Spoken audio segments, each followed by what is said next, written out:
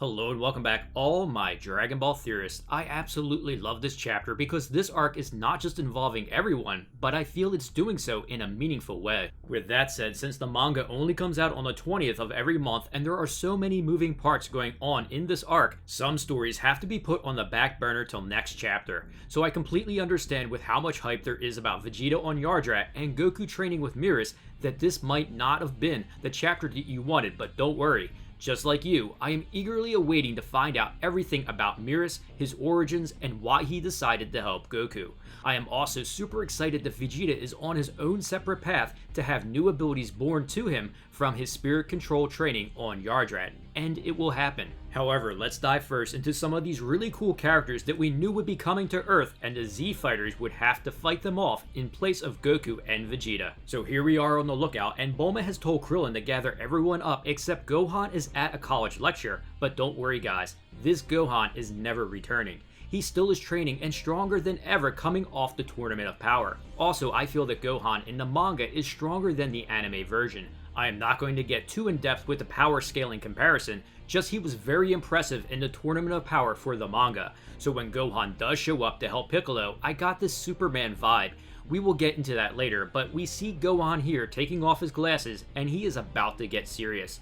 Also, Piccolo tells Gohan that he is Earth's strongest fighter. Then Tien doesn't have a cell phone, which made me laugh and perhaps he will get involved later. Obviously, I find this odd since Piccolo could just use telepathy with Tien since they are extremely proficient at it and tell him Earth is in danger. Anyway, moving on, we got a Yamcha alert. Krillin asks if he should contact Yamcha. That was quickly squashed though as Jaco arrives and sees who has gathered to defend Earth from the impending danger. To which he screams, "Bulma, I thought I told you to gather up all the toughest warriors." Bulma says, well, only Krillin could come. He's got absolutely nothing else going on, and Krillin glances at Bulma, stating he isn't that free. Eska came along for the ride with Jaco and is now reunited with Dende, but confirms with them what Piccolo already suspected in the last chapter. Namek is dead, and now Piccolo, Dende, and Eska are the last three Namekians in the universe. The situation is about to get worse as the Macareni gang from their cage tells them that you can't stand up to Moro. It's obey or be killed, ya hear? Jaco silences them and of course is only acting tough because he's outside the cage, but then finds out from Piccolo that they indeed contacted Moro, and now he must contact Galactic HQ to see just what ominous enemy could be on the way. We have Yunba, which is this panda-like character who has a strong love for food. Wait till he gets to Earth, he won't want to leave. Shimoreka is piloting and we already seen him in battle, violently cutting in half his opponents on another planet for Moro. Then the android 7-3, who is supposed to be the most ruthless of the gang, who has no emotion and had to be told to stop killing by Sagambo because it would be less life for Moro to absorb. Yamba protesting that he is tired of eating all these bars, that they must stop for some food before heading to Earth, and Shimoreka hesitantly agrees. Now Jaco has learned who is on the way to Earth and nervously states 7-3 is with them. They were part of an infamous brigade that rampaged around the galaxy before great pains were taken to catch them. We then learn it was none other than Merus who apprehended them and had them imprisoned in the Galactic HQ. So it's likely these powerful characters wouldn't have ever been caught by someone like the Galactic Patrol, but as we know, Merus isn't who he says he is, which means there is no telling just how strong these fighters are, and they have been enhanced even further by Moro, who granted them additional power. We then see Jaco's true colors, and in this chapter he kept reminding me of Yajirobe back from the DBZ days.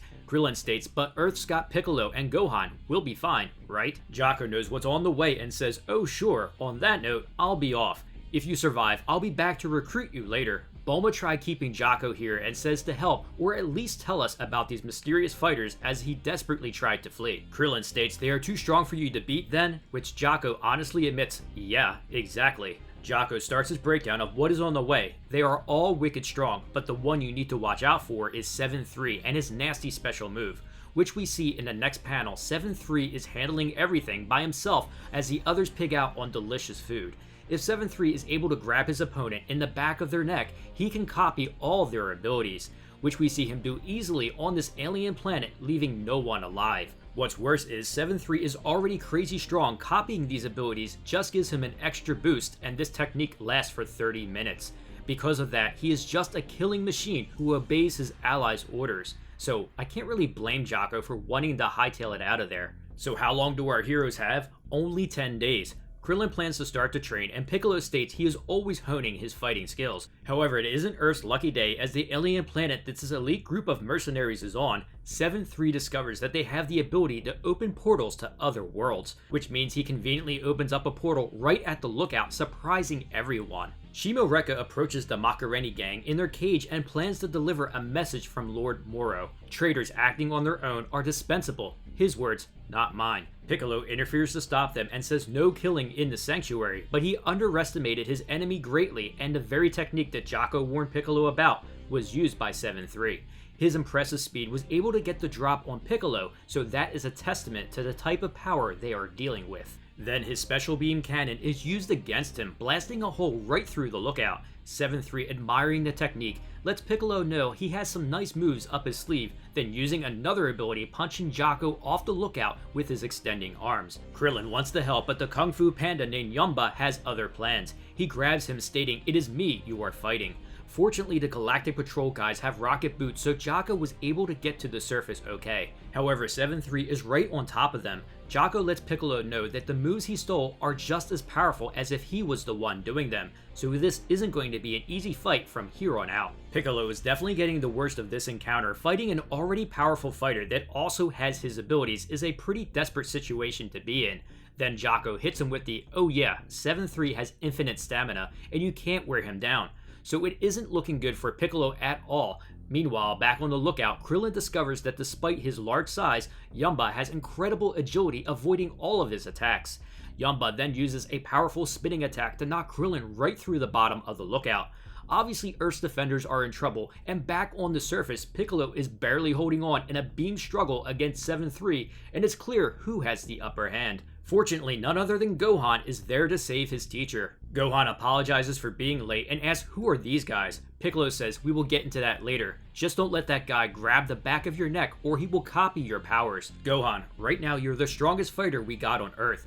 Gohan, looking serious, takes off his glasses, so my dad and Vegeta must be off-world. So time to be excited, Gohan fans, as the fate of Earth is now up to him while Goku and Vegeta continue to train. A few things before I move on to that, as I know the Android 17 fans out there are waiting for good news and want to see him get involved. It's possible that could still happen. Krillin might not be a match for Yamba's abilities, so it would be great if Android 18 comes to save him. Then Piccolo right now is pretty battered, and we still have Shimo Rekka to deal with while Gohan battles 7-3. I would love if Android 17 gets involved in this encounter to level the playing field, and then we would have Android vs Android in a battle of who is the superior fighting machine, which could be fun. As I said in the beginning, we didn't have much development on the story of Goku and Vegeta, with them only getting the final 2 pages in the chapter. This month it was all about the battle shaping up on Earth as the highlight of the story, which I am more than happy to see all the characters get utilized, and for enemies they are fighting to have some really unique powers to create a dire situation for our heroes of Earth. I welcome this, and it's telling just how massive this arc is going to be, so it only continues to build onto the excitement. Now we have Goku in the room of spirit and time with Merus, who doesn't have a scratch on him, but instead Goku is badly beaten. We actually see him have doubts on how he even attained Ultra Instinct the first time and wonders if he can again.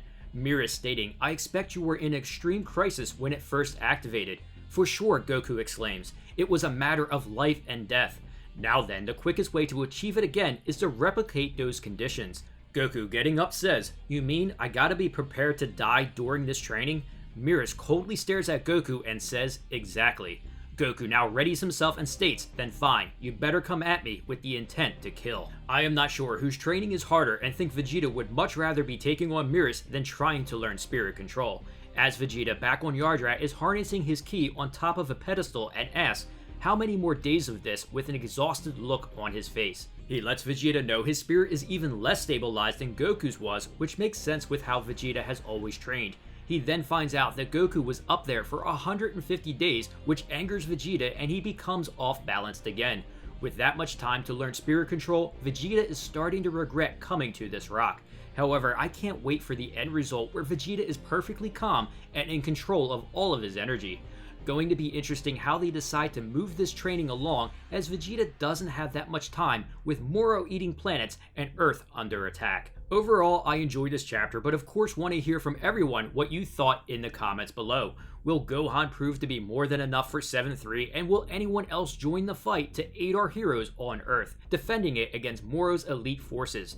Do you think next chapter Goku will finally tap into Ultra Instinct again? And how do you think Vegeta will shorten the time of his difficult spirit training? Hope everyone is having an amazing weekend. If you enjoyed this video, don't forget to share it and smash that like button. Also, please subscribe and turn on that notification bell to keep those theories coming.